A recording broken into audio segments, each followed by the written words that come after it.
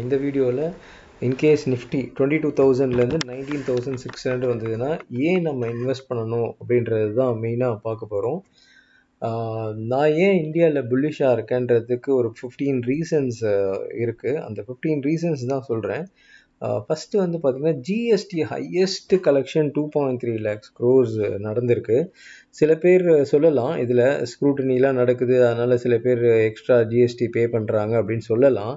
எப்படி சொன்னாலும் ஜிஎஸ்டின்றது பிஸ்னஸ் நடந்தால் மட்டும்தான் அது வந்து இவ்வளோ கலெக்ஷன் வரும். பிஸ்னஸ் நடக்காமலாம் யாரும் இவ்வளோ ஜிஎஸ்டி கொடுக்கணும்னு கண்டிப்பாக அவசியமே கிடையாது. 2.36 lakh crore மிகப்பெரிய அமௌண்ட்டு. ஸோ நம்ம ரொம்ப ஹையஸ்ட் இதுதான் கிட்டத்தட்ட ஒரு 13% growth இப்போ லாஸ்ட் மந்த்துக்கும் இந்த மந்த்துக்கும் அவ்வளோ பெரிய டிஃப்ரென்ஸ் வந்திருக்கு. ஸோ அதனால் பிஸ்னஸ் நடக்காமலாம் இவ்வளோ கலெக்ஷன் ஆயிடுச்சு அப்படின்லாம் நம்பலாம் முடியாது. கண்டிப்பாக பிஸ்னஸ் நடந்ததால் தான் இவ்வளோ ஜிஎஸ்டி கலெக்ஷன் ஆயிருக்கு. அதுக்கப்புறம் எஃப்ஐஎஸ் அண்ட் டிஎஸ் கண்டினியூஸாக பை பண்ணிட்டு இருக்காங்க. எவ்ரி டிப்ஸ் வாங்கிட்டே இருக்கிறாங்க. ஸோ ஒரு இந்தியா பெருசாக ஒன்றும் இருக்காது அப்படின்னா இவ்வளோலாம் கண்டிப்பாக வாங்க மாட்டாங்க. எஃப்ஐஎஸும் ஆஃப்டர் 2 years கண்டினியூஸாக க்ளோஸ் டு 40,000 crores இப்போவே வாங்கியிருக்கிறாங்க. ஸோ எவ்ரி டிப் அவங்க யூஸ் பண்ணுறாங்க. தென் பிரெண்ட் க்ரூடு பிலோ 60. பிரெண்ட் க்ரூடுன்றது எல்லாருக்குமே தெரியும், நம்ம அதிகமாக வெளிநாட்டிலேருந்து வாங்குறது அதுதான். ஸோ அது பிலோ 60 இருக்குது, கண்டிப்பாக இந்தியாவுக்கு நல்லது. INR appreciated versus dollar index. இது பர்டிகுலராக லாஸ்ட் 1 month நீங்கள் போய் சார்ட்டே பார்க்கலாம், நல்லா அப்ரிஷியேட் ஆகிருக்கு ஐஎன்ஆர். அதேமாரி results are in line. Most of the companies பார்த்தீங்கன்னா அதாவது சில பேர் இந்த ரிசல்ட்ஸ் எல்லாம் சரியில்லை அந்த மாதிரி சொல்கிறாங்க. பட் நீங்கள் ஓவரால் பார்த்தீங்கன்னா ரிசல்ட்ஸ் ஆர் இன் லைனாக தான் இருக்குது. அதாவது என்ன எதிர்பார்த்தோமோ அந்த ரேஞ்ச் இருக்குது.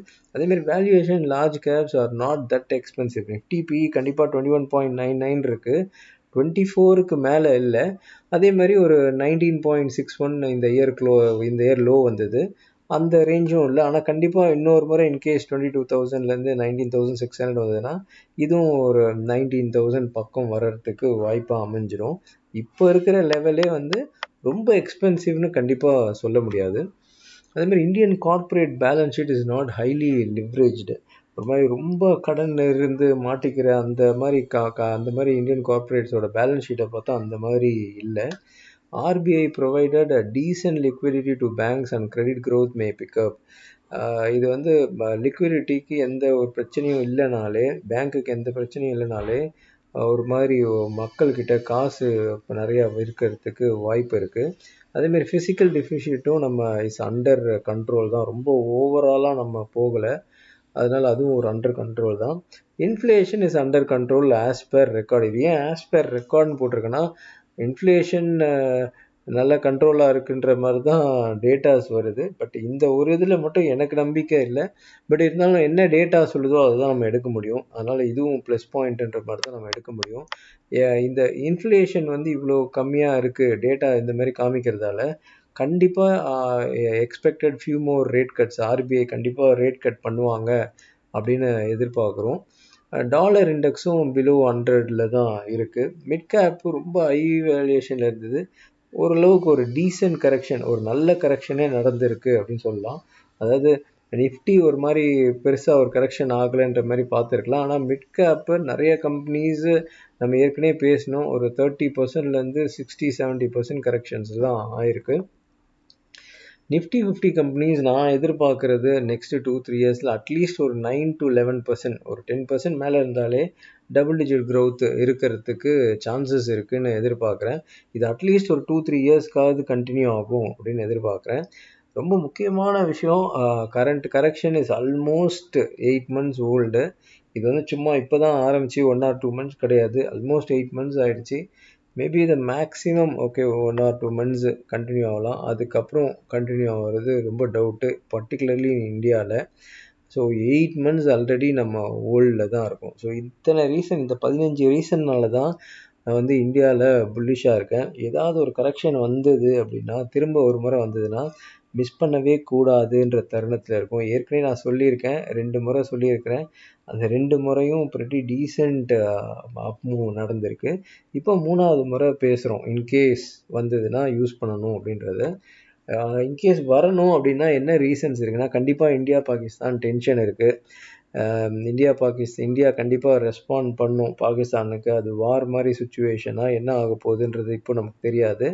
ஆனால் இந்தியா பாகிஸ்தான் டென்ஷன் இருக்குது. குளோபல் பேனிக் ஏதாவது ஒரு சுச்சுவேஷன்ஸ் வரலாம். ட்ரம்ப் டேரிஃப், அதாவது இதெல்லாம் ரீசன் இருக்குன்னு போடணுமேன்னு போட்டிருக்கேன். நான் ஆல்ரெடி நிறைய முறை பேசியிருக்கேன். ட்ரம்ப்லாம் ஒரு சீரியஸாக எடுத்துக்காதீங்க அப்படின்னு சொல்லியிருக்கிறேன். ஏன்னா மார்க்கெட்டு அவர் அனௌன்ஸ் பண்ணுறதுக்கு முன்னாடி அவங்க டிவிலேயே ரொம்ப வேல்யூவேஷன் கம்மியாக இருக்குது, வாங்கிக்கோங்கன்னு சொல்கிறாங்க. இதே நம்ம இந்த மாதிரி பேசினா இன்சைட் ட்ரேடிங்கு அது இதுன்னு சொல்லி நமக்கு வந்து கேஸு எல்லாம் என்ன பிரச்சனைனா வரலாம். அங்கே ஓப்பன் ஸ்டேட்மெண்ட்டு அவங்க டிவிலேயே கிளியராக சொல்கிறாங்க, எவ்வளோ வேணுமோ வாங்கிக்கோங்க, ரொம்ப கம்மியாக இருக்குன்னு. அதுக்கப்புறம் அவர் வந்து அனௌன்ஸ் பண்ணுறாரு. அதனால் ட்ரம்ப் டேரிஃப் நான் பெருசாக இப்போ எடுத்துக்கல. பட் இருந்தாலும் இதெல்லாம் ஒரு ரீசனில் இருக்குது. இந்தியா விக்ஸு ஒரு மாதிரி 15 கீழே வரல. மார்க்கெட் இப்போ மேலே போனால் கூட இந்தியா விக்ஸு 15 கீழே இப்போது அட் கரண்ட் ப்ரைஸ் பார்த்தீங்கன்னா 18.34 இருக்குது.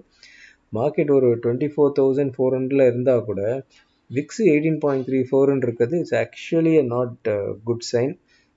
விக்ஸுக்கு ஏதோ ஒரு பயம் இருக்குது. நமக்கு தெரியாதது ஆக்சுவலாக விக்ஸுக்கு தெரியும். அதுதான் நான் இங்கே மென்ஷன் பண்ணுறேன். அதேமாரி ஒரு trend change date we are very very near. May 12th 23rd exact date கொடுத்துருக்கோம். பட் அது யூடியூப்பில் வேணாம். பட் மே 12th 23rd அப்படின்ற மாதிரி நம்ம எடுத்துக்கலாம். இதுக்குள்ளே ஏதாவது ஒரு பிரச்சனை வந்ததுன்னா நமக்கு ஒரு சான்சஸ் கிடைக்கிறதுக்கு சான்சஸ் இருக்குது. இல்லை இதுக்குள்ளே ஒரு பிரச்சனை வரல அப்படின்னா then we need to look out for next எப்படி போகுதுன்றதை நம்ம பார்க்கலாம். ஸோ இன்கேஸ் ஒரு ஃபைனலாக ஒரு சான்ஸ் கிடச்சிதுன்னா அதுதான் 2025க்கு ஒரு மெகா ஆப்பர்ச்சுனிட்டியாக இருக்கலாம். அது மேபி 2026 கூட அமையலாம். பட் இப்போதைக்கு 2025 பார்ப்போம். இன்கேஸ் ஒரு சான்ஸ் கிடச்சிதுன்னா that is the fantastic opportunity. அதாவது ஒரு 2 வீடு இருக்குது அப்படின்னா இந்த மாதிரி ஒரு ஆப்பர்ச்சுனிட்டி இன்னொரு முறை 22,000 19,600 வந்ததுன்னா ஒரு வீடை விற்றுட்டு கூட ஈக்விட்டியில் இன்வெஸ்ட் பண்ணலாம். ஏன்னா அந்தளவுக்கு கெயின் வர்றதுக்கு நிறைய சான்சஸ் இருக்குது. உங்களுக்கு எதனால ரீசன் அப்படின்றது உங்களுக்கு 15 ரீசன் கொடுத்துருக்கேன். அந்த 15 ரீசன் நீங்கள் திரும்பி கூட பார்க்கலாம். அதெல்லாம் வந்து கம்ப்ளீட் டேட்டா வச்சு சொன்னது தான். அதேமாரி க்ரூஷியல் டேட்ஸ் ரொம்ப பக்கத்தில் இருக்கும். ஆல்மோஸ்ட் இன்னைக்கு 5th வந்துடுச்சு. அவ்வளோதான். இன்னொரு 1 வீக்லேருந்து நம்ம எப்படி மார்க்கெட் போகுதுன்றதை நம்ம கவனிச்சு ஆகணும். தென் 2025 மிட் பாயிண்ட் எல்லாருக்குமே தெரியும். 23,500 மேலே இருக்கிற வரைக்கும் எந்த பிரச்சனையும் இல்லை. பட் அது கீழே வந்தது அப்படின்னா நமக்கு ஒன் மோர் ஆப்பர்ச்சுனிட்டி கிடைக்கிறதுக்கு வாய்ப்பாக அமைஞ்சிடும். ஸோ இதுதான் நம்ம பார்க்குறோம். சார்ட்டில் ஏற்கனவே நம்ம பேசியிருந்தோம். இந்த இடம் ஃபஸ்ட் டைம் 22,000 கீழே போகும்போது அங்கேருந்து 1,800 பாயிண்ட் ஆப்பர்ச்சுனிட்டி கிடச்சிது. செகண்ட் டைம் 22,000 கீழே போகும்போது இங்கேருந்து 2,800 பாயிண்ட்ஸ் ஆப்பர்ச்சுனிட்டி கிடச்சிருக்கு. இந்த இடத்துலலாம் கண்டினியூஸாக வீடியோ போட்டு சொல்லிக்கிட்டே இருந்தோம். ஏன்னா பிகாஸ் இந்த இடத்துல ஒரு பேனிக் இருக்கும் மக்களுக்கு அப்படின்றதால தான் எஃபர்ட் எடுத்து இந்த இடத்துல கண்டினியூஸாக வீடியோ போட்டு பை பண்ணிக்கினே இருங்கன்னு சொல்லியிருந்தோம். ஸோ இப்போது 2,800 points, first time 1,800 points opportunity, second time 2,800 points opportunity. ஏதாவது ஒரு சான்ஸ் திரும்ப இந்த பர்டிகுலர் பீரியட்குள்ளே ஏதாவது ஒரு சம்பவங்கள் நடந்தது அப்படின்னா நெக்ஸ்ட்டு பீரியடில் நமக்கு ஒரு ஆப்பர்ச்சுனிட்டி கிடச்சிதுன்னா we can யூட்டிலைஸ். அது வந்து பெரிய லெவலில் யூட்டிலைஸ் பண்ணிக்கணும். இந்த இயர்லி மிட் பாயிண்ட்டை பார்த்துக்கோங்க. என்ன தான் நம்ம பேசினாலும் என்ன தான் இருந்தாலும் 23,500 கீழே வந்தால் மட்டும்தான் பேரு. 23,500க்கு மேலே இருக்கிற வரைக்கும் புல்லு. என்ன வேற ரீசன் சொல்லலாம். நம்ம இந்தியா பாகிஸ்தான் வார் வரலாம், குளோபல் டென்ஷன் வரலாம், ட்ரம்ப் டேரிஃப் போடலாம், இந்தியா விக்ஸ் ஜாஸ்தி இருக்குது, என்ன வேணால் சொல்லலாம், டேட்ஸு சொல்லலாம், என்ன வேணால் சொல்லலாம். ஆனால் 23,500 கீழே வந்தால் தான் 2025க்கு பேரிஷ், அதுக்கு மேலே இருக்கிற புல்லிஷ். ஸோ இந்த பீரியட்குள்ளே ஏதாவது சம்பவங்கள் நடக்குதான்னு பார்க்கலாம். எதுவும் நடக்கலைன்னா that's well and good. Already investments பண்ணியிருக்கிறோம். ஸோ அது வந்து க்ரோ ஆக போகுது. இன்கேஸ் ஏதாவது ஒரு விஷயம் நடந்து மார்க்கெட் கீழே வந்ததுன்னா அதை ஒரு மிகப்பெரிய ஆப்பர்ச்சுனிட்டியாக 2 வீடு இருக்கவங்களாம் தைரியமாக அந்த மாதிரி ஒரு டைம், அந்த மாதிரி ஒரு இது வரும்போது ஒரு வீடு வித்துட்டு ஈக்விட்டியில் போட்டால் 2 வீடு நீங்கள் அதுக்கப்புறம் வாங்கிடலாம். அந்த மாதிரி சூழ்நிலையே ஆகிடும். 2025க்கு இன்கேஸ் இன்னொரு முறை வந்ததுன்னா that is the final opportunity for 2025 for equity players. This is my opinion. Okay, இது வருமா வராதா அதெல்லாம் நம்ம டெக்னிக்கல் படி என்ன நடக்குதுன்றத பார்த்துக்கலாம். எனிவே 23,500 கீழே வர வரைக்கும் எதுவுமே நம்ம அது வரைக்கும் நம்ம புல்லில் தான் இருக்க போகிறோம். ஓகே, இதுதான் இந்த வீடியோ இது. பட் நம்ம என்ன பண்ணுறோம் அப்படின்னா, ஈக்விட்டி டிலைட் அப்படின்னு ஒரு ட்ரைனிங் ப்ரோக்ராம் 19th மே கண்டக்ட் பண்ணுறோம். இது வந்து மெயினாக பார்த்தீங்கன்னா ஒரு ஜென்ரேஷன் வெல்த்து க்ரியேட் பண்ணுறதுக்காக தான் இது இருக்கும். முக்கியமாக என்னென்னா, மார்க்கெட் கிராஷ் ஆனாலும் நம்ம எப்படி கிராஷ்லேருந்து தப்பிக்கிறது அப்படின்றது ஒரு சில ஐடியாஸ் சொல்லுவோம். அந்த ஸ்ட்ராட்டஜியை ஃபாலோ பண்ணிங்கன்னா கிராஷ்லேருந்து நீங்கள் தப்பிச்சுலாம் அதுக்கு முன்னாடியே நீங்கள் எக்ஸிட் ஆகிடலாம். ஸோ அது வந்து எல்லாருக்குமே ஒரு மிகவும் பயனுள்ளதாக இருக்கும். அதனால தான் அவ்வளோ ஓப்பன் ஸ்டேட்மெண்ட்டாக சொல்கிறோம். வேர்ல்ட்ஸ் பெஸ்ட்டு ஃபண்ட் மேனேஜர்ஸ் கூட நீங்கள் பீட் பண்ணலாம். நான் சொல்கிற அந்த விஷயத்தை மட்டும் நீங்கள் கற்றுக்கிட்டீங்கன்னான்றதை. இது 19th மே தான் இருக்குது. பட் ரிஜிஸ்டர் பண்ணுறவங்களுக்கு இந்தியா விக் ஸ்ட்ராட்டஜி வரும். அதுக்குள்ளேயும் அதை பார்த்துட்டு பாட்டம் எப்படி ஆகுது, டாப் எப்படி ஆகுது அப்படின்றத நீங்கள் தெரிஞ்சுக்கலாம். Thank you so much. திரும்ப இன்னொரு வீடியோவில் உங்களை சந்திக்கிறேன்.